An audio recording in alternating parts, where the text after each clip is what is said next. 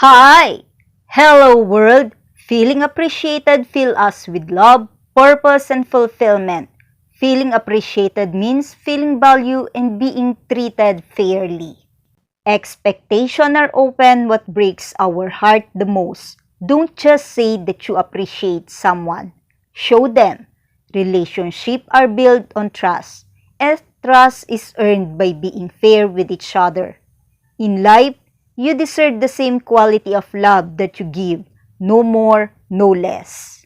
We grow to love what we take care of. The more time, energy, and love that we put into something, the more that we appreciate it, and that has never been more than true than the love that we put into another person. We thrive when love and feel deprived without it. Love doesn't just grow on its own. It takes effort, and when that effort is reciprocated, then the love becomes stronger, deeper, and more powerful than the love themselves.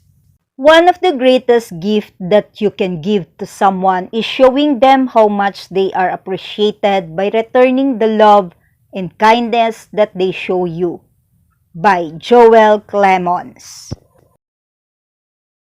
Yes, Anna. Guys, like Anna, are you ready? One, two, three.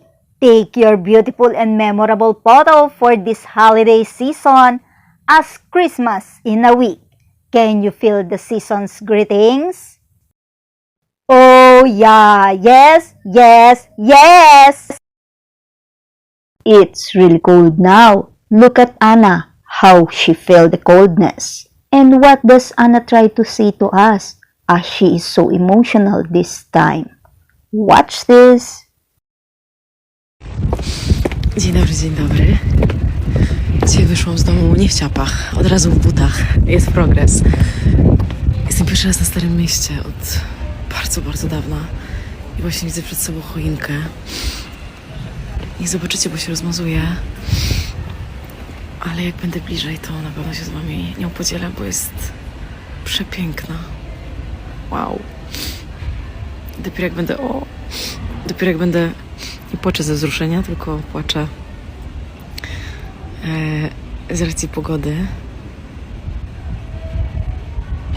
Tylko, że jestem pomalowana, a bardzo rzadko się maluję, jak wiecie. Ale czasem, no cóż, czasem trzeba. Ale jak tam wracając do choinki, to wam pokażę, bo jest przepiękna. Pięknego dnia. Miejcie się dobrze. Oh, it's so beautiful, Anna. It's also nice and cool like you. Let's see it. No dobra, dotarłam. Nie wiem, czy się będziecie tym tak cieszyć jak ja. Ale dlaczego to mi się tak wszystko rozmazuje? O nie! O nie! O nie! O nie!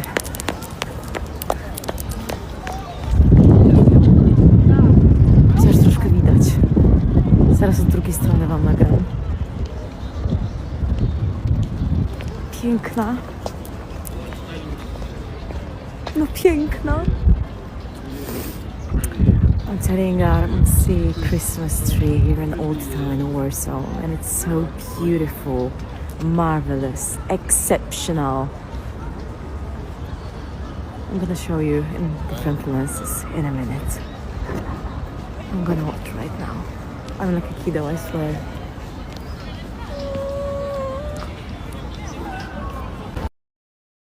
Anna, are you smiling or crying?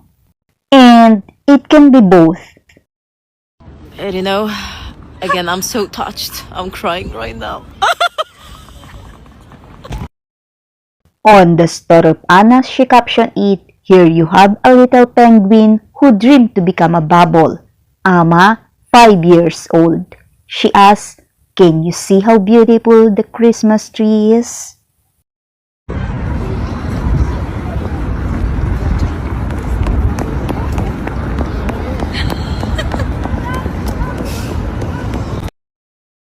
We see on your face, Anna, how you have been satisfied for today as you enjoy your whole day. Good. Go, go, go. as should do a boxing exercise, Simone. What a lovely present, Simone, from your talent manager from Dubai. It's so relaxing as you smell the aroma. Wow! What a beautiful gift, Ruba. It's so cute and your team is so sweet, giving you a present that we will all know who will gonna be get happy. Guess who, guys? Thank you, Chi Exclusive Magazine, for showing a glimpse of the behind the scene from Michele movie Maserati the Brothers from your great photographer Gianni Riccio that capture every details, every moments, and every emotions. As everyone on the set is enjoying what they are doing,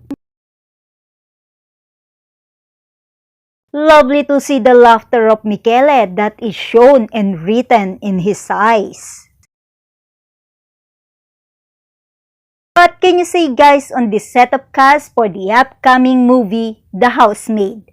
Can you feel the excitement and the thrill? How about the movie chemistry of Enzo and Millie? Do you feel the vibes? It's really exciting on how they will discover the secrets on this new story of Michele. Oh, I can't believe it. Really? How true it was? Yes, it's true that the movie The Housemaid will be coming to theaters on December 25, 2025. So let's mark all our calendar.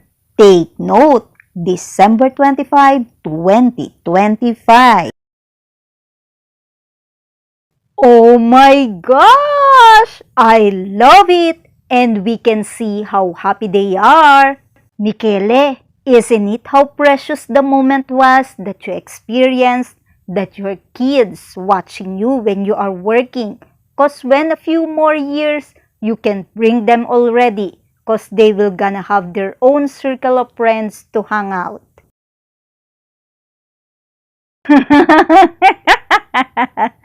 I can't suppress my laughter, Brando, in here.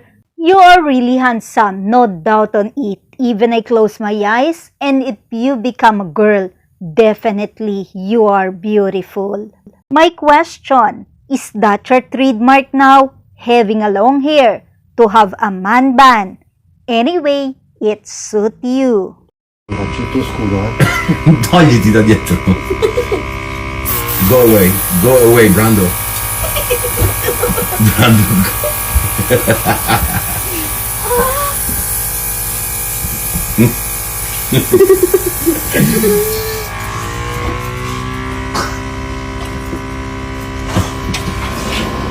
A good game was set. Today, helping their father. Santo? Santo la testa così? No. Helping your father laugh. Are you helping Dad? Are you helping Dad? Be careful, be careful.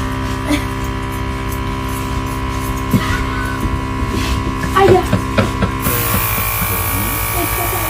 What are you helping? Yeah. Vedi gli occhi? Dammi un bacio.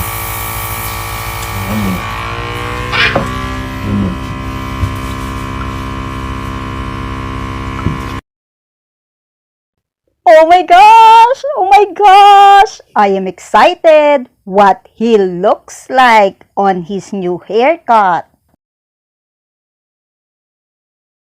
This is the very best, Michele, that whatever blessings, in every day, we should always remember God. Ave Maria, piena di grazia, il Signore è con te. Tu sei benedetta fra le donne, e benedetto il frutto del tuo seno, Gesù.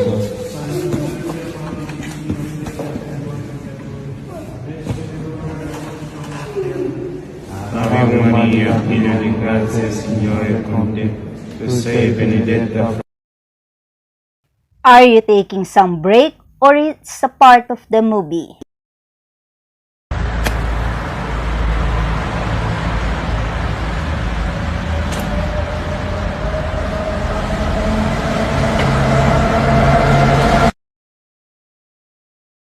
Thank you for watching my video today. Comment your reaction below. Don't forget to click the like button. Share this video to others and please subscribe on my channel. Day 353 of the 366 days of 2024. A message to all. Emotional battles are won or lost based on belief. What you believe about yourself becomes your reality. If you believe that we have no control over our emotions or fear, then we have already lost. When we no longer give permission to anyone else to decide how we feel, then we are standing up for ourselves, and our battles are no longer fought with ourselves but for ourselves. What we have to understand is that the belief of others are just illusions. They are not real. They are creation of their own subconscious mind. It is your job to be responsible for creating your own reality, your own belief system based on your own truth and not the expectation of anyone else. You get to choose who you are. No one else get to have that power but you. Instead of believing that you are weak and afraid, choose to believe that there is the heart of a warrior in you that never give up, never give in, and never back down. By Joel Clemons.